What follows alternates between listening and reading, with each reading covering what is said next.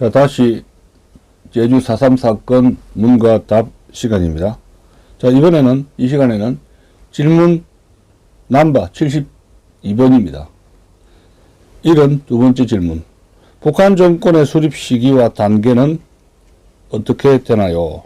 북한 정권의 수립 시기와 단계에 대해서 설명해 주세요. 그렇습니다. 답은 북한 정권 수립은 다음과 같이 4단계로 거쳤습니다. 4단계를 거치게 된다는 겁니다. 자, 1단계, 2단계, 3단계, 4단계 차례차례 한번 볼까요? 북한 정권 수립 4단계를 한번 봅시다. 첫 번째 1단계, 1945년 10월 8일이 1단계입니다. 날짜는. 명칭은 북조선 5도 인민위원회고, 북조선 5도 인민위원회. 이제 어떻게 그 구분을 지으면 태화적인 정부다, 이렇게 볼 수 있습니다. 그리고 북조선 제행정국으로 파악할 수가 있습니다. 두 번째 단계는 1946년 2월 8일에 시작된 북조선 임시인민위원회. 여기서 임시라는 딱지가 붙어 있습니다. 46년 2월 8일 북조선 임시인민위원회. 이것이 바로 사실상 정부 형태를 갖추고 있는데 위장하기 위해서 임시인민위원회라는 타이틀로 위장을 한 겁니다. 그리고 이것은 대한민국보다 2년 반 전에 일어난 이야기입니다. 대한민국 건국 48년 8.15 대한민국 건국보다 무려 2년 반이나 앞서 있었습니다. 정부 형태를 이미 여기서 갖춘 겁니다. 자, 세 번째, 1947년 2월 20일, 그러니까 북조선 임시인민위원회라는 출범해가지고 거의 1년 지난 그 다음 해인 47년 2월 20일에 여기서 임시라는 딱지를 뗍니다. 자, 북조선 인민회의와 북조선 인민위원회로 나눠지게 됩니다. 여기서 임시인민위원회는 임시위원회로 딱지가 떨어지고 다르게 또 북한의 의회의 성격을 갖춘 인민회의를 구성하게 됩니다. 이것이 확실한 정부라는 겁니다. 그리고 여기에서 대한민국보다 무려 1년 반 전의 이야기입니다. 1년 반 앞섰다는 겁니다. 대한민국 건국보다.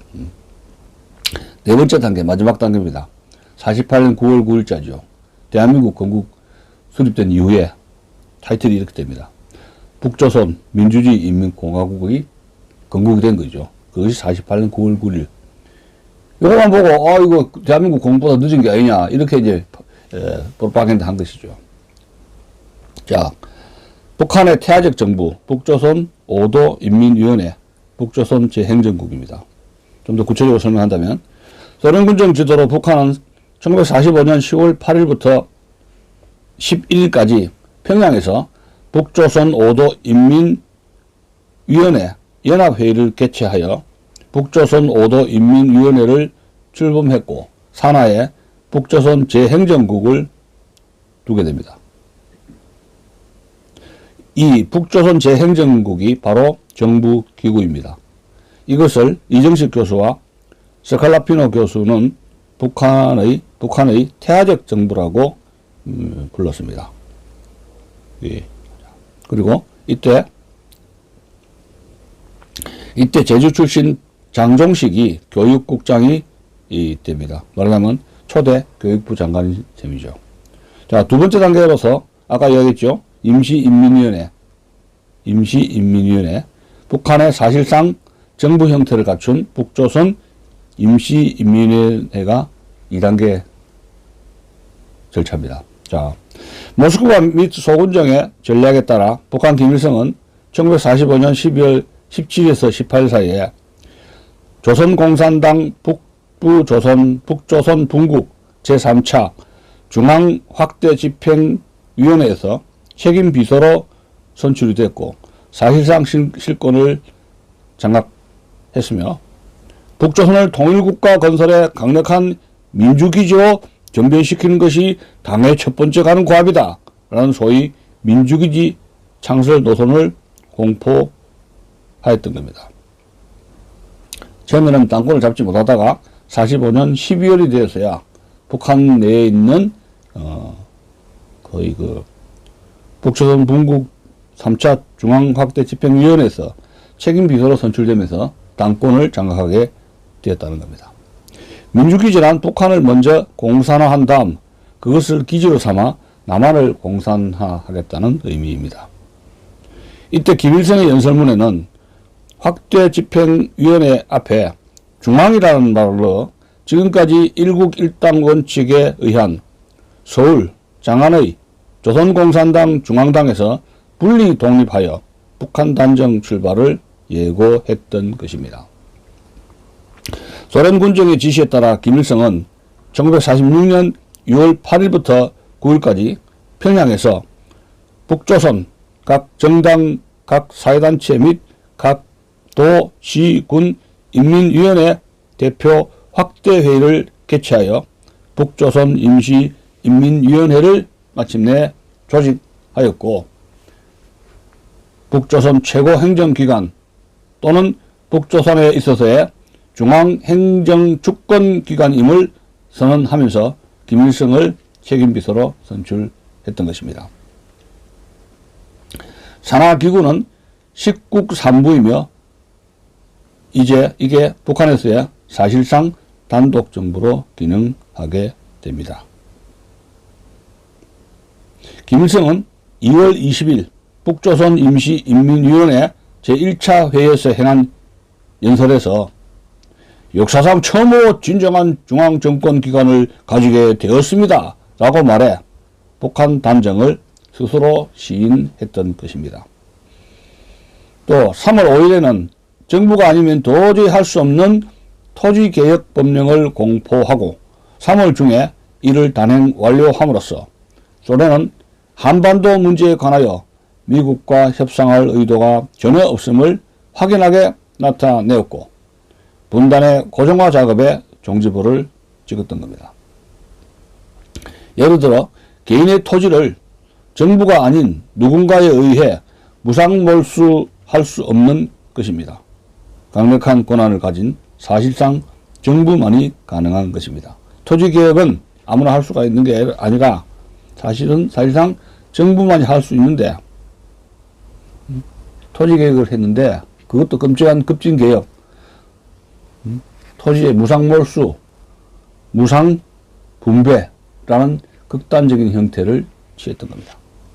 특히 한반도 문제를 미소공동위원회에서 협의하기로 약속해놓고 3월 22일 제1차 미소공동위원회가 열리기로 합의된 상황 하에서 보름을 기다리지 않고 소 군정의 지령을 받은 김일성이 일방적으로 공산화 첫 단계인 토지개혁을 강행한 것입니다. 이거는 미군정과 전혀 협의하지 않은 것이고 김일성이가 일방적으로 소련군정의 지령을 받고 토지개혁을 실시한 것입니다. 토지개혁에 이어서 북조선 임시위원회는 46년 8월 10일에 산업, 교통, 운수, 최신, 은행 등을 국유화하는 법령을 제정했습니다. 국유화한다는 것은 그것을 수행할 국가가 이미 있음을 의미하는 것이 아니고 무엇이겠습니까? 국유화 조치하겠다. 그럼 정부가 있어야 국유화 조치를 실시할 거 아니에요. 이처럼 남한의 단독 정부보다 2년 반이나 앞서 북한은 사실상 단독 정부를 수립한 것입니다.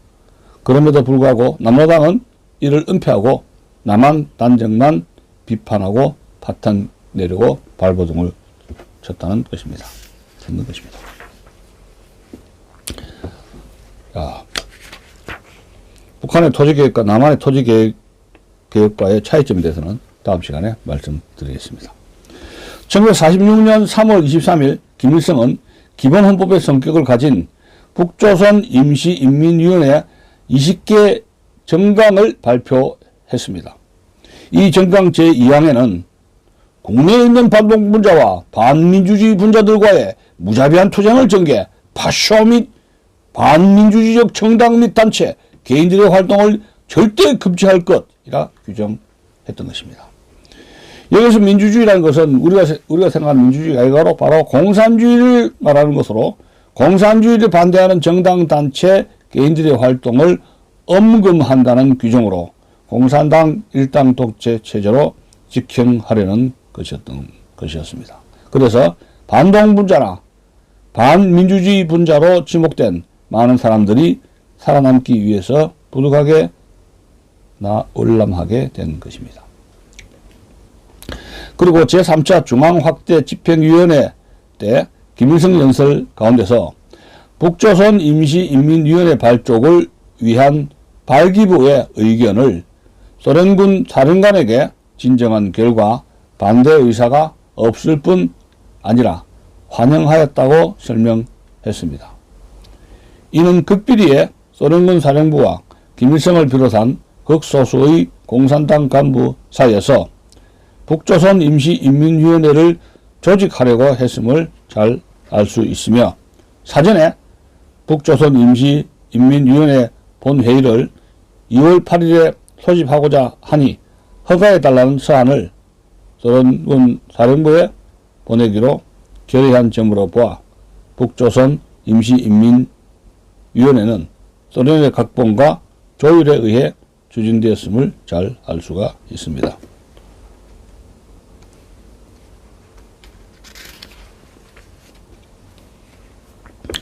여기에 대하여 1946년 8월 28일부터 30일까지 3일간 조선신민당을 흡수한 북조선 노동당 창립대회가 미리 선출된 818명의 대표 중 801명과 200명의 옵서버가 참석한 가운데 평양에서 개최되었던 겁니다. 이 대회는 마지막 날 김일성의 폐회사에 이어서 5번의 만세를 부르고 폐막을 했습니다. 그 5번의 만세를 제가 좀 다시 불러드리겠습니다. 조선의 민주주의 완전 독립 만세! 민주주의 민족 통일전선 만세! 조선민주주의 공화국 수립 만세! 우리의 영도자 김일성 장군 만세! 조선민족의 은인이며 버신 위대한 스탈린 원수 만세! 이렇게 만세 삼창을 5개의 만세 삼창을 불렀다고 합니다. 저자의 견해는 이 세 번째 만세, 말하자면 북조선 임시인민위원회를 사실상의 단독정부 수립으로 자인하는 증거로 보고 있습니다. 조선민주주의 공화국 수립 만세에서 이거 불렀지 않습니까? 그것이 북한의 단독정부 수립을 자인하는 증거로 보고 있다는 것입니다. 그것이 46년 8월 28일부터 30일간에 걸쳐 있었던 그 북조선 노동당 창립대회의 그런 모습입니다. 후에 조선민주주의 인민공화국이라는 명칭 중 인민이라는 용어만 이때 빠졌을 뿐 다른 게 별로 없기 때문입니다. 자, 북한의 그 선거를 우리가 선거 방식, 북한의 사실상 정부를 구성하기 위한 선거 방법을 잠시 설명을 드리겠습니다. 북한이 46년 2월 8일 사실상 북한 단독 정부인 북조선 임시인민위원회를 수립할 때까지 공식적 선거는 없었습니다. 우리가 친목에서 하는 것처럼 누가 한 사람을 추천하면 옳소 하는 식인데, 그들도 선거를 뽑았다는 형식을 갖춰야겠다는 생각에서 비록 흑백 투표를 통해서나마 선거를 실시하였던 겁니다. 자, 흑백 투표라는 게 뭔가 설명이 나오는데, 흑백 투표란 입후보자를 한 사람만 내세우고 투표 감시위원이 앉아있는 앞에 흑색과 백색 투표함을 놓고 찬성한 사람은 백색 투표함에, 반대한 사람은 흑색 투표함에 투표지를 넣어서 하는 공개 투표가 바로 흑색 투표입니다. 투표 감시위원이 앉아 있는데 앞에 흑색 투표지, 백색 투표지를 딱 앞에 갖다 놨다 그럽니다. 찬성하면 백색 투표지 넣고 반대하면 흑색 투표지에 넣었다는 거죠. 그 내용을 보면 1. 1946년 11월 3일 최초로 도시군 인민위원회 위원 선거를 흑백투표로 했고, 두 번째 47년 2월 24일부터 25일 사이에 리동 인민위원회 위원 선거를 흑백투표로 하였으며, 세 번째 47년 3월 5일 미연인민위원회 위원 선거를 흑백 투표하였고, 네 번째, 48년 8월 25일 북한에 배정된 최고인민회의 대의원 212명 선거를 흑백 투표 방법으로 실시했던 겁니다. 위에서 본 바와 같이 흑백 투표 실시도 상향식으로 리동에서 면으로, 면에서 시군으로, 시군에서 다시 도로, 도에서 다시 최고인민회의 대의원 순으로 실시하지 않고 1. 도시군에서 리동으로, 리동에서 다시 면으로, 면에서 최고인민회의 대의원 순으로 뒤죽박죽 실시되었음을 알 수 있습니다. 이는 북한 정치 일정상 부득이해서 그렇게 한 것인지는 잘 알 수가 없습니다. 아무튼 도, 시, 군, 면, 리, 동까지 비록 흑백 투표 방식이긴 했지만 선거는 마쳤다는 겁니다. 그 북한은 우리의 국회의원격인 최고인민회의 대의원 선거만 남겨놓고 있었는데 남북한 전역에서 대의원을 뽑아 정권의 정통성을 주장하려고 했던 겁니다. 그런데 남한에서는 남로당이 불법화되었기 때문에 공개적으로 선거를 실시할 수 없어서 꼼수로 지하선거라는 방식을 택하게 된 것이었습니다. 자, 북한의 확실한 정부 북조선인민회의, 북조선인민위원회를 설명드리겠습니다.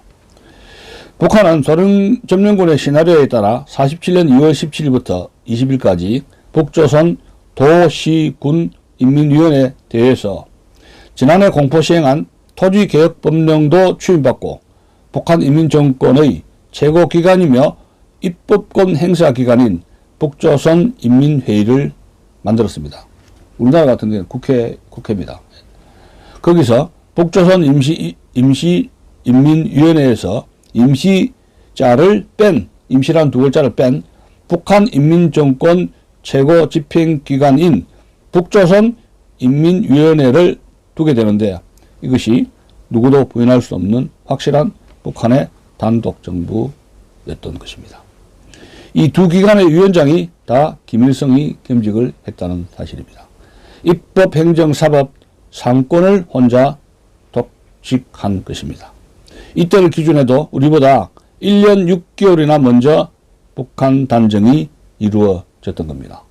그럼에도 불구하고 남로당은 자기 노선과 일치하기 때문에 이를 도민들에게, 제주도민들에게 숨기면서, 교묘히 숨기면서 적극 지지한 반면 뒤늦게 출범한 대한민국은 자기 노선에 반하니까 남한 단선 단정을 반통일 매국행위라고 비난하면서 무장폭력의 만행을 자행했던 겁니다. 지금 일부 사람들도 이런 사실이 분명함에도 불구하고 확실한 북한의 선 단정을 은폐합니다. 진짜 모르는 것이라면 최근 연구 성과에 대한 공부를 게을리한 것이고 알면서도 모른 척하면 이것은 위선입니다. 그리고 북한의 역사학자 김한길의 현대 조선 역사에서도 북조선인민위원회를 북조선에서의 혁명이 사회주의로 넘어가는 고도기에 들어선 프로레타리아 독재정권이라고 규정했습니다.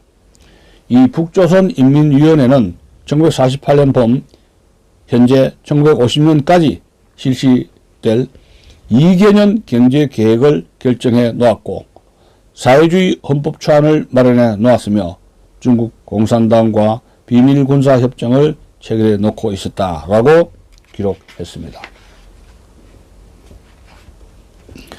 이와 같이 확실한 북한 단독 정부인 북조선인민회의와 북조선인민위원회의 출범은 소련의 각본에 의한 것이며 그 근거는 다음과 같이 네 가지입니다. 첫 번째 근거. 스티코프는 1946년 12월 19일 연해주 군관구 사령관 메레치코프, 북조선 주둔 사령군 소련군 사령부 정치 담당 부사령관 로마넨코를 불러 북조선 인민회의와 북조선 인민위원회 수립에 관한 협의를 마쳤습니다. 스티코프와 로마넨코가 크라프초프 중령이 작성한 보고서를 검토한 후 12월 23일 모스크바로 출범하는 연해주 군광구 정치지도부장 소로킨 육군 중장 편에 스탈린에게 보고를 했습니다. 편으로 스탈린에게 보고를 했습니다. 두 번째, 스티코프는 46년 12월 19일 로마넨코에게 다음과 같이 말했습니다. 북조선 도시 군인민위원회 대회 소집과 북조선 인민위원회 수립 문제를 제기하다. 그들은 나의 제안과 계획에 동의하다. 북조선 인민위원회와 북조선 인민회의 선거, 북조선 인민위원회와 북조선 인민회의에 대한 규정 승인이라고 기록되어 있습니다. 세 번째 근거입니다. 스티코프는 1947년 1월 2일 지스차코프와 로마넨코, 김일성을 연해주 관구로 불러 1월 3일부터 5일까지 북조선 인민회의 설립을 위한 북조선 도시군 인민위원회 소집에 대한 문제들을 협의했다고 합니다. 자, 네 번째 근거입니다. 48년 1월 14일자 레베데프 비명록을 보면은 지시, 미국 측의 한국 분단 계획을 폭로한다. 당분간 북한에서 헌법 시행을 보류한다. 신헌법에 의한 선거는 남한보다 늦은 시기에 실시한다. 라고 기록해 두었습니다. 이를 두고 정해군은 북한은 47년 11월 18일부터 19일 사이에 개최된 북조선 인민회의 제3차 회의에서 조선 임시헌법을 제정하기로 한 바 있었다. 그러나 남한에서 단정 계획이 보다 구체화됨에 따라 북한에서의 헌법 시행과 선거 실시를 늦추고 있다. 북은 이 같은 조치는 북한이 분단을 먼저 추진했다는 비난을 피하기 위해서 한 것이다. 라고 해설했습니다.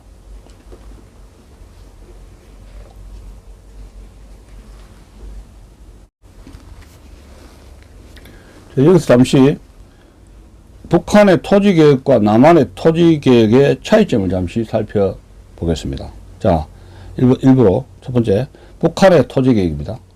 북한의 토지계획은 소련의 모델에 따라서 북한 사회를 개조하려는 공산주의 혁명의 첫걸음이었던 겁니다.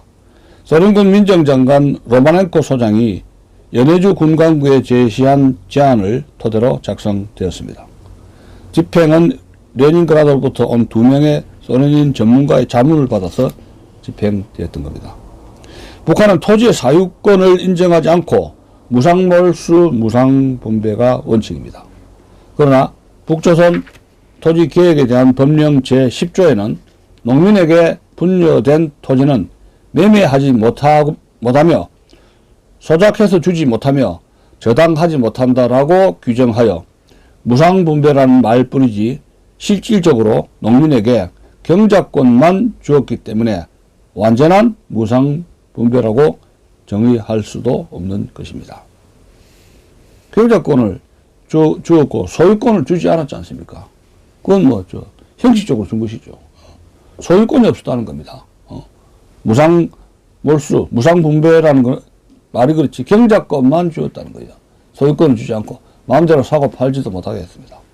서울대 경제학부 이영훈 교수에 따르면 북한의 토지계획은 무상몰수, 무상분배, 협동농장 창설, 사유재산제 부정, 토지 국유화 고수, 식량자급제 붕괴, 그리고 마지막으로 경제 파탄으로 이어진 실패작이라고 설명을 했습니다.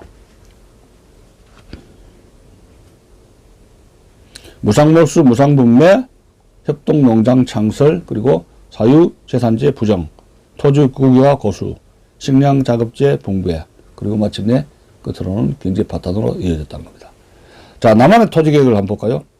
이승만 정부는 유상몰수, 유상분배 원칙에 따라 토지계획을 실시하여 성공했습니다. 북한과 정반대죠. 북한은 무상몰수, 무상분배고 무자가 들고 우리나라 정부는 유자가 들어갑니다. 유상몰수, 몰수를 할 때 그걸 정부에서 가격을 쳐준다는 거죠. 좀 싸게 하지만은. 그 다음에 농민에게 나눠줄 때도 무상으로 공짜로 주는 게 아니라, 나중에 갚아라 해가지고, 그 비용을 받는다는 겁니다. 1950년 3월 10일 토지개혁법령을 발표를 했는데 이게 6.25 전쟁 터지기 불과 3개월 전 이야기입니다. 그래서 6.25가 터졌을 때 농민들이 인민군 괴뢰군 편에 서지 않았다는 거예요. 토지개혁을 한국전쟁 6.25 3개월 전에 실시를 했기 때문에. 자, 3월 10일 토지개혁법령을 공포하고 4월 중에 거의 완료될 만큼 신속하고 강력하게 추진되었다는 겁니다. 6.25 전쟁 2달 전에 토지개혁이 완료가 된 것이죠. 천만다행이죠. 몰수 대상은 자경지 3정보 9,000평 이상의 토지이고 매년 수확량의 30%를 5년간 상환하면 소유권을 완전하게 취득하게 된 것이니 농민들에게 매우 유리한 조건입니다. 매년 수확량 30%를 5년간 상환을 하면은 소유권을 주겠다는 겁니다. 농민들에게. 합리적이죠. 전 농업 인구의 78.1%가 전 농가 호수의 3 내지 5%의 극소수인에게 귀속되었던 토지를 혁명적으로 바꾼 것입니다. 토지개혁이 끝나 한 달여 후에 6.25가 터졌는데 남한 농민들이 들고 일어나지 않은 이유는 토지개혁의 성공 때문이기도 하였습니다. 아까 제가 언급했죠. 부지런히 일하여 수확의 30%씩 5년간만 납부하면 온전히 자기 토지가 되는데 남로당이 제 아무리 무상분배를 선전해도 설득력을 잃고 말았던 겁니다. 이에 당황한 김일성과 박헌영은 이승만 괴뢰정부 및 그 기관과 지주로부터의 연부로 매입한 자작의 토지는 몰수하지 않는다 라고 공포하기에 이르렀으나 현명한 농민들은 속지 않았습니다. 남한의 토지개혁은 유상몰수, 유상분배, 사유재산제 인정, 산업자본 형성, 외국자본과의 결합, 경제번영으로 이어진 성공작이었던 겁니다. 해방 당시 남한 인구의 70%가 농업에 종사했으며 전체 경지 가운데 3분의 2는 소작지였습니다. 농가 200만 호 중 자작농은 14%에 불과했고 소작농은 수확량의 절반가량을 소작료로 내었습니다. 대한민국이 건국되고 재헌헌법에 농지는 농민에게 분배한다고 명시했으며 유상몰수, 유상분배 원칙에 따라서 농지개혁을 추진했습니다. 조봉암 초대 농림부 장관은 지주가 평균 수확량의 150%를 보상받되 120%는 농민이 30%는 정부가 부담하는 안을 제시했으나 국고 부담률을 5%로 하향 조정한 농지개혁법이 1949년 6월 21일 공포되었습니다. 그러나 재정 형편상 5% 국고 부담도 어려워 150% 전부를 농민이 부담하는 개정안이 1950년 3월 10일 재정 공포되었고 4월에는 장차 자신의 농지가 된다는 전제하에 안심하고 파종할 수 있다는 농지 분배 예정 통지서 발급을 마쳤습니다. 1950년 당시 분배된 토지는 귀속농지 26만 8천 정보, 일반 농지 31만 7천 정보, 그 전에 70만 4천 정보가 방매되었습니다. 결과적으로 남한의 농지개혁은 95.7%의 자작률이라는 대성공을 거두었던 겁니다. 매년 수확량의 거의 50%를 내오던 소작 농민들에게 30%씩 5년만 내면 완전히 자기 소유 농지가 된다니까 당시 농민들의 마음은 어떠했겠습니까? 결과적으로 이승만의 토지개혁은 토작농을 자영농으로 바꿔 놓았지만 김일성의 토지개혁은 농민을 집단 농장의 노예로 전락시키고 말았던 것입니다.